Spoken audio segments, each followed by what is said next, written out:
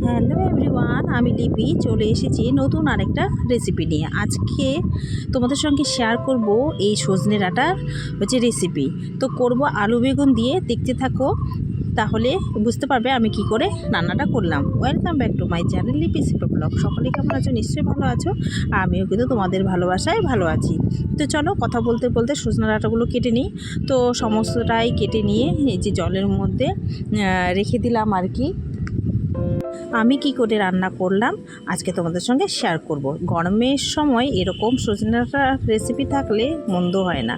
তো আমি কিন্তু একটু আলু আর বেগুন দিয়ে রান্না করছি, তাই তোমাদের সঙ্গেও আজকে শেয়ার করছি। এক এক দিন এক এক রকমভাবে করি।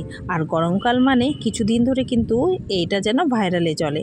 এই সজনে ডাঁটা প্রত্যেকের ঘরে ঘরেই কিন্তু থাকবে, আর কিছুদিন পর কিন্তু আর এই সজনে ডাঁটা পাওয়া যাবে না, আর খেতেও ভালো লাগবে না। তো আজকে করব হচ্ছে সর্ষে দিয়ে।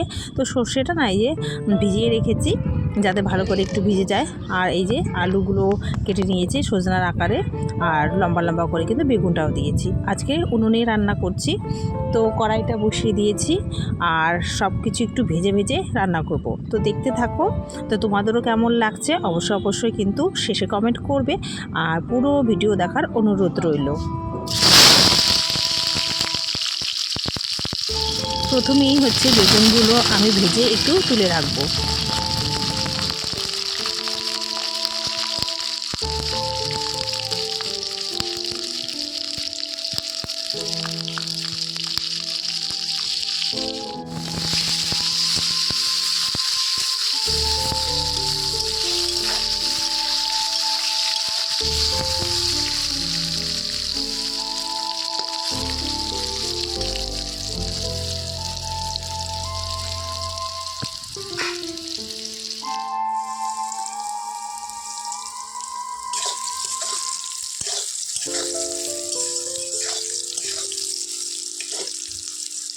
বেগুন ভাজাটা হতে হতে এখানে আদা আর সর্ষেটা বেটে নিই।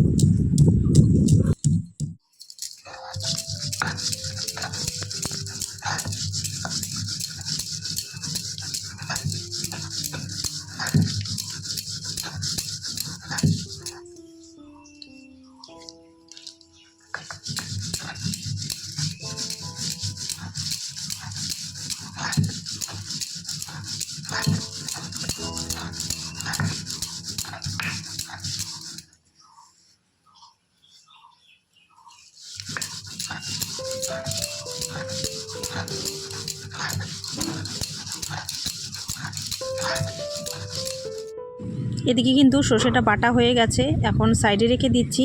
তো চলো তারপরে যাওয়া যাক রান্নার পর্বে, কি করছি না করছি। এদিকে কিন্তু দেখো বাটতে বাটতে বেগুন ভাজাটাও হয়ে গেছে। তো এগুলো কিন্তু তাড়াতাড়ি হয়ে যায়। আর ভেজে নিলাম কেন বলো তো, শেষে দেবো, নইলে কিন্তু এটা হচ্ছে গলে যাবে, তাই আর কি। তো সেম প্রসেসভাবে আলুগুলোও প্রথমে একটু ভেজে নেব। বেগুনগুলো ভাজার পর আলুগুলোও ভেজে নিচ্ছি সেমভাবে।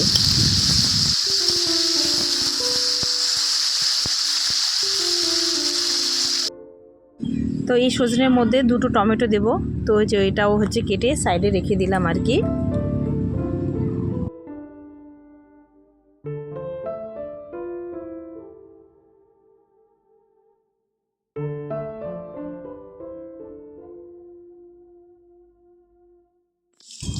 তো এইদিকে আলু বেগুন কিন্তু ভাজা হয়ে গেছে, এগুলো হচ্ছে তুলে রেখে দিচ্ছি।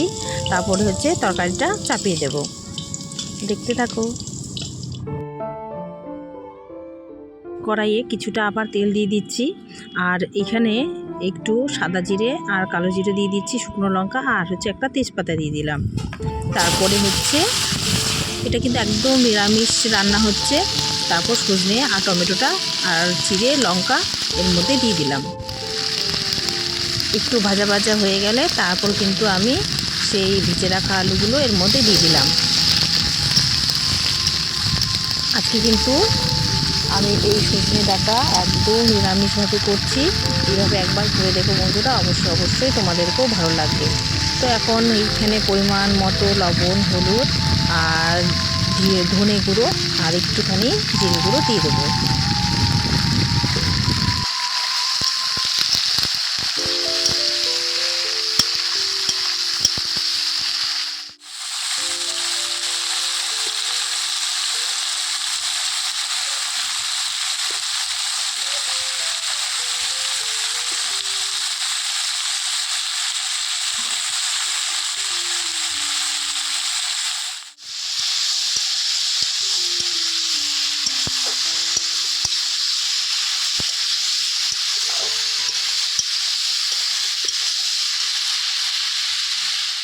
নিরামিষ ডাটা চচ্চড়ি মানে একটু তো মিষ্টি দিতেই হবে। আর একটু হচ্ছে এখানে চিনি দিয়ে দিলাম, তোমরা তোমাদের পছন্দ মতো দিয়ে দিও। আর চিনি দিলে কিন্তু নিরামিষ তরকারিটা স্বাদ কিন্তু বেশি আসে। তো অন্যান্য তরকারিতে দেই না দেই, আমি কিন্তু নিরামিষ সবজিতে একটু চিনি দেই, বেশ ভালো লাগে খেতে। তো এখানে যে ঢেকে দিলাম যাতে একটু সেদ্ধ হয় আর কি। তো তুলে নিচ্ছি, এটাকে একটু কষিয়ে তারপর কিন্তু পরিমাণ মতো একটু জল দিয়ে দেবো যাতে ডাটাগুলো সেদ্ধ হয়।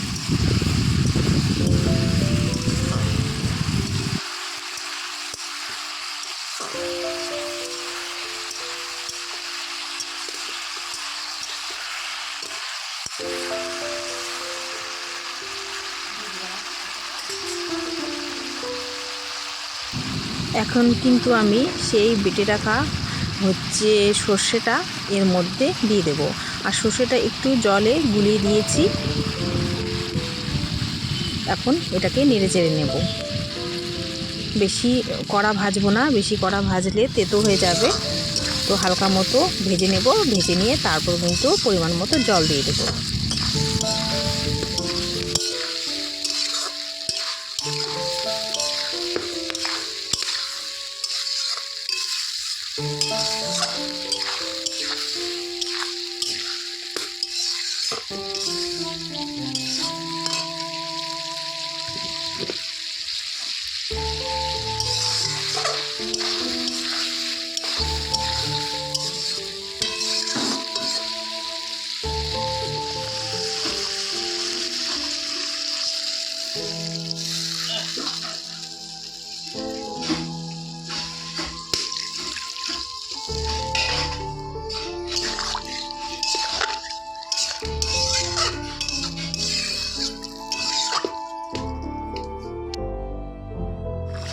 জল দেওয়া হয়ে গেছে, এখন এটাকে ফুটতে দেব। কিছুক্ষণ ফুটবে, এটা সেদ্ধ হবে ডাটাটা। তারপরে ততক্ষণে সেদ্ধ হতে থাক, তোমাদের সঙ্গে পরে শেয়ার করব। আর জানো তো এর মধ্যে একটু ধনেপাতাও ছড়িয়ে দেব। এখনও তো ধনেপাতা ভালোই পাওয়া যাচ্ছে, সেটা দিয়ে দেব। আর ভেজে রাখা বেগুনগুলো এর মধ্যে দিয়ে দিচ্ছি, দিয়ে নেড়ে চেড়ে নেব আলতো হাতে। হতে থাক, পরে শেষে তোমাদের সঙ্গে শেয়ার করছি কেমন হলো নিরামিষ এই ডাটা চচ্চড়ি, সজনে ডাটা চচ্চড়ি আলু বেগুন দিয়ে।